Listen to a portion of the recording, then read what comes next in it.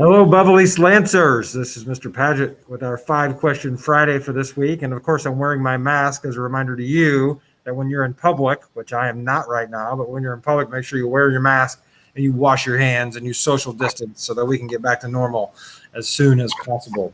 So this is our 5-question Friday this week.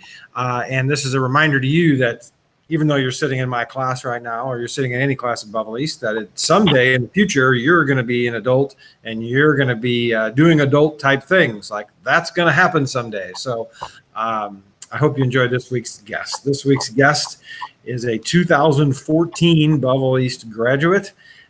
His name is Jeremy Dorsey. Jeremy, why don't you tell us a little bit about yourself? Hello. Thanks, Mr. Paget, for having me. I appreciate it. Like you said, I'm a 2014 Beverly East grad. Thereafter, I actually went to Notre Dame, wearing a polo, and graduated with my degree in statistics in 2018, 4 years there. Good time. I was in the band there, played trumpet. I was also in the band at Beverly East and played trumpet with Mr. Tessero and Mr. Hassel for a little bit. Really enjoyed my time in the band. Got to go to a lot of cool places, Lucas Oil Stadium in Indianapolis, Fenway Park in Boston, the stadium where the Arizona Cardinals play, cities in Florida, et cetera, et cetera. Really enjoyed that, among other games for college basketball as well. So that was a really fun time getting to do all that. Baseball is kind of my favorite thing for those who know me and those who don't. Baseball is easily my favorite thing in the world. And so after graduation, I actually returned home to Belleville and worked at the movie theater in O'Fallon, which most of you know, and then got promoted to be an assistant manager at the Fairview Heights location. Soon thereafter, in October of 2018, the Atlanta Braves had actually called me about an internship. So I interviewed with them and got it, and then spent all of 2019 doing video and advanced scouting for one of their minor league affiliates. And then when that ended in September, October, they promoted me to the front office to do kind of like hybrid analyst work, so to speak. So I was doing a little bit in major league operations, a little bit in scouting, both professional and amateur, among a few other things, among like player development, which was really fun, really exciting for me because that's kind of what I knew I wanted to do after I had given up on my architecture dream before I even went to college. And so, yeah, that was a really good time too. Another awesome thing about me, I actually got married a couple weekends ago. Zoe Dorsey now. And she actually went to Beverly East too. So we actually met freshman year of high school and started dating right after sophomore year, right before junior year. And so she was in the band with me. She played flute while I played trumpet. We actually stayed together throughout college. So we've been together for about 8 years now, and got married a couple weekends ago. So about 11 days of being married now, and it's been great. So definitely shout out to her on here. She's not here, she's at work. But yeah, that's a little bit about me. That's great. That's unbelievable. So you mentioned the trumpet. You in my class, you were Louis Armstrong for our 1920s party. You remember that? Yes, I was. That was awesome. That was awesome. And you played a song, brought your trumpet, played a song. It was fantastic. That was a great day. That was really cool. So mention your wife's name again, because you might have cut out a little bit there. What was her name? Yeah, Zoe Bousman was her name. Now it's Zoe Dorsey. All right. 10 days fresh with that new name. So how did you guys meet here at Bevel East? Like, how did that happen? Yeah, so she was in the band with me freshman year. We did band together all 4 years. So we originally met in band and we became friends that way. Ultimately, right before we started dating, all of sophomore year, we had geometry class with Mrs. Peters. Shout out to Mrs. Peters. And then also, obviously, shout out to Mr. Tessero and Mr. Hassel. But yeah, we had geometry together, and I actually used to help her a lot with geometry homework. And so we became closer and closer, and then eventually started dating during that summer thereafter, sophomore year.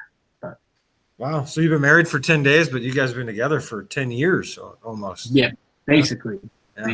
That's pretty amazing. Okay, so working with the Braves, right? COVID hit, right? So you kind of lost that, but you're going to get back at that. But that degree from Notre Dame definitely paid off. So a little background from my end of this.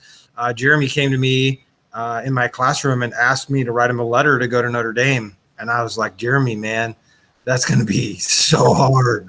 Are you going to be able to do that? And what did you think when you got to Notre Dame? What was it like? Yeah, so I knew it was going to be difficult. That's up until this year, I've gone through a lot of things, a lot of family tragedy this year, unfortunately. But up until this year, that was easily the hardest thing I'd ever had to do was just the constant day to day of homework and tests and studying and papers. And I know obviously there's the whole thing about college experience, which I enjoyed my band side of college experience, but there was definitely times where I wanted to leave because it was just a lot to deal with. And ultimately, through prayer and conversations with my mom and my dad, I ultimately stayed, and I'm very glad that I did. But I I would be remiss if I didn't say it was challenging because it certainly was, and I think I knew that going in, but I didn't know quite the difficulty. But also looking back, that kind of shaped me into who I am now because it was something where I kind of just put my head to the grindstone. Was like, I'm finishing this degree regardless of what happens.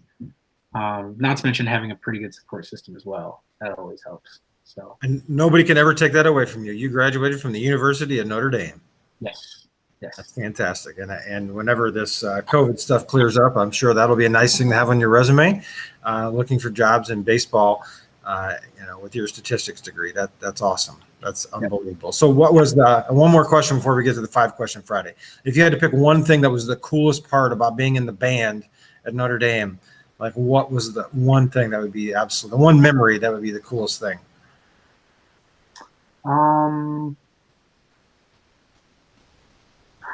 That's tough.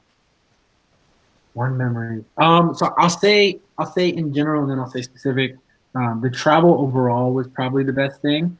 But my favorite trip was probably my freshman year, actually, when we went to Cleveland. Well, hold on a second. All these places in the United States, and your favorite place was Cleveland?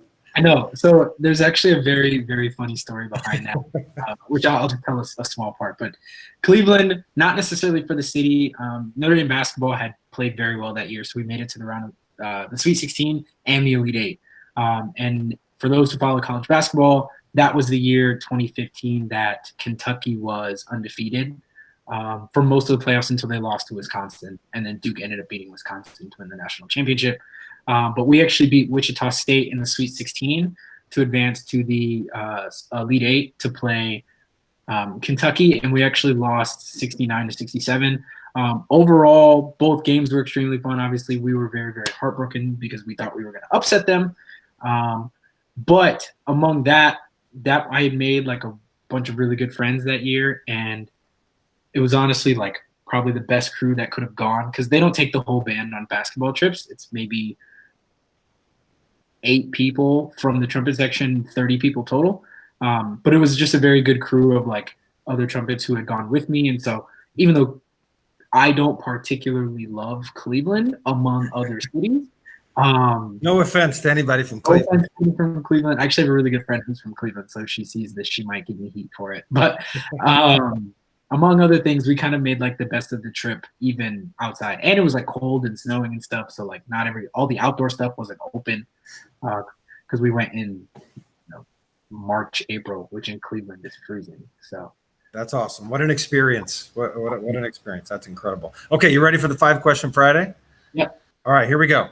What is your favorite memory of being a Beverly East Lancer? Favorite memory of being a Beverly East Lancer? Oh, Mr. Lancer pageant, easily. I did Mr. Lancer pageant with Kevin Horner senior year, and that was probably like the epitome of being a Beverly East Lancer. I actually still watch that video today. It's on YouTube for anybody who wants to see it. But yeah, that was a ton of fun. Just like we did an NSYNC mashup. For those of you who know NSYNC or don't, they're like a boy band from the 2000s. But we did an NSYNC mashup dance that we actually had some help choreographing.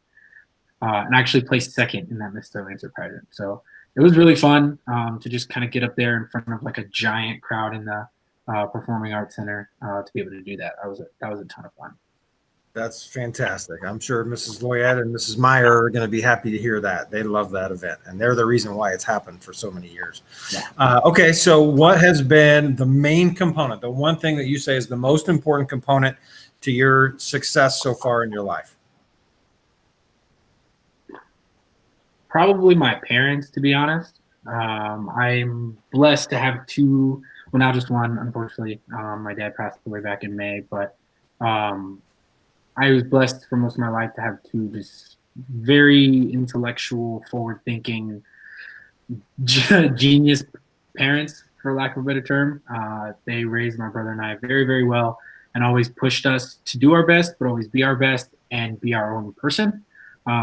In doing that, I've been able to basically explore freely whatever I want, even at the expense of doubt from other people. But having been raised that way, whenever there's been doubt from other people, that just doesn't bother me at this point, because I know I can do it if I really want to. And obviously, working in baseball is such a lofty dream for anybody who does want to work in sports, or whether it's acting or whatever it is that somebody's going to tell you is hard, even if you're playing sports. If you know you can do it, put in the work and you can get there. There's my best example is in Major League Baseball. There's 750 jobs because there's 25 players per active roster with 30 teams. But each of those guys got there because they were determined enough to do it, and they were good enough to do it. So my parents kind of instilled that in my brother and I from a very young age, and I'm very thankful for that. I carry that with me today because I'm definitely as hard of a worker, as smart of a worker, et cetera, with their guidance from such a young age. So. All right, that's great. Okay, so here's question number 3. TikTok, Snapchat, Instagram, or Facebook? If you would have asked me a few months ago, I would have said TikTok. I was very TikTok heavy, especially in the creating game. For those of you who may remember, Vine used to exist, and I was all over that. I was a huge Vine person. Right now, I would probably say either Facebook or Instagram. Instagram's algorithm is kind of weird, so I don't know how I feel about it. But I like Facebook for the connectivity of just being able to like see how people are doing, whereas Instagram can really just be snapshots in time. So I think either Facebook or Instagram. Instagram's nice because it does have pictures and videos, and you can be goofy. And I know some people I follow are just like hilarious, so it's nice to go have a laugh about that. But it's probably a reflection of your age, but you're the first guest we've ever had that said TikTok in any way, shape, or form. So yeah. And it's actually crazy because I deleted TikTok off my phone about a month ago because I had about enough of it. And it's mostly probably the students who are watching this who love TikTok more than I do. Not that that's a bad thing. TikTok is a great platform. I was just getting a little bit too sucked into it for my liking.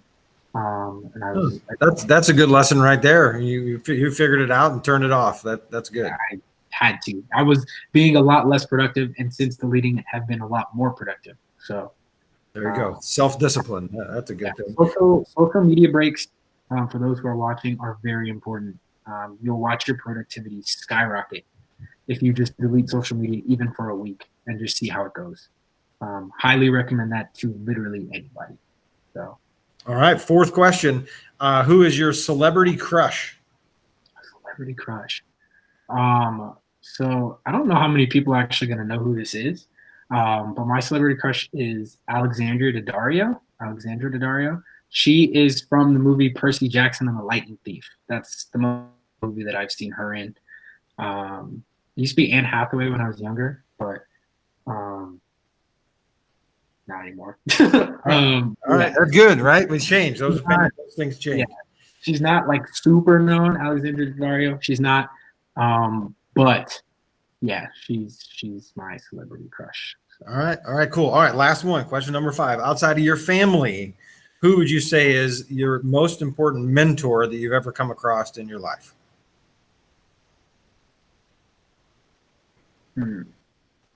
So I would have to say his name is Tyrone Brooks. He's actually the senior director of diversity and inclusion at Major League Baseball. And senior year, I was obviously applying for jobs because I was getting ready to graduate, and baseball was still at the forefront. And I had made it to like the final interview of a corporate job that I actually thought was going to be pretty cool in DC for Booz Allen Hamilton, and ultimately didn't get it. I was very confused as to why I didn't get it. And then Tyrone has actually created something called MLB Diversity Fellowship Program, which allows people of color and women to kind of get their shot in front offices, because people of color and women are kind of lacking in front office roles. And so he created that job among teams to kind of help people like me and women to be able to get those roles. And so I applied for it, didn't get it, but ultimately, there it is. I'm clearly at school, and Jeremy laughed earlier when he heard the bell. He's like, "Man, I haven't heard that in a long time." Well, there you go. You got that. We don't have those in college, so. But yeah, ultimately didn't get that fellowship that I had applied for. And around the time I was getting very discouraged about if baseball was going to work out, he happened to reach out to me, and I actually have a very good relationship with him now. And he's been pretty instrumental in my baseball career thus far, and I know he will be moving forward. As a mentor, a friend, he's just a great all-around person. So definitely him. All right, that's cool. Okay, so this is your shot here, right, to give some advice to Beverly East Lancers students. Like, what could you, if you can say whatever you want to them, what's your advice to them? Yeah, I think the biggest piece of advice would just be whatever passions or interests or anything you have, pursue those tenfold, 100-fold, a millionfold. After I discovered right before senior year that I didn't want to pursue architecture, baseball kind of came to the forefront, knowing that it was my favorite thing ever. And then I was also very good at math, which is how that dream kind of evolved. But without the determination and grit and love for wanting to do that, I don't think I would have made it amongst my support system as well. But whatever passions and interests you have, definitely pursue them, because even when times get tough, your love for it will push you through that. It's very difficult to push through difficult times and things you don't necessarily like. And so if you are doing what you love, it'll never, ever feel like work. Just as an example, during my internship in 2019, I was working 60 to 70 hour weeks, not 2 weeks, 60 to 70 hour weeks, which most of you may not know, but that's a lot of time to commit to one thing in 1 week. It's roughly 10 hours a day. And the normal work week is 40 hours. And so 60, 70 hour weeks for me. And I remember talking to Zoe a couple months ago, and she told me, you didn't complain one time in 6 or 7 months about that. Because I was getting paid to watch baseball and, record the stuff for the team. And that's just, I absolutely loved it. Every moment of it. There were times where we would finish a series in, I think the most notable one, we finished a series in Jackson, Tennessee, at like 9 or 10 p.m., hopped on the bus at 11, and then drove to Mobile, Alabama, 6 hours, showed up in Mobile at 4:30, 5 a.m. I remember getting to my hotel room, going to bed, and the sun was coming up. So there were just a lot of moments like that. But even then, I was like, I absolutely love this, so I don't care. And so if you pursue your passions and stick with it, your love for your passions will get you through those difficult times. And ultimately, you'll just live a very, very fulfilling life because you love what you do. So follow your passion. That's good advice. And it's funny, you mentioned the same thing. Like every one of these guests, everybody, there's a hard work element in every one of them. About no matter what their field was, they had to work hard to get where they were at. So it's funny that you bring that up. Okay, so you know how we finish class every week, every Friday. Okay, so we'll finish it that way, but I'll end it by reminding Beverly East Lancers, hey, there's going to be a day when you're going to be Jeremy's age. You're going to be in these shoes, and when you're there, you can put yourself in a position to do all kinds of things by following your passion and by working hard. So keep that in mind, Lancers. Jeremy, you ready to finish the class? Absolutely. Right. 8 years ago, he did this in my class every Friday. So he remembers now. Stand up for what you believe in. Even if you're standing alone. Thank you to Jeremy Dorsey, class of 2014. We finish on the bell. Perfect. Love that. Thank you. Thank you.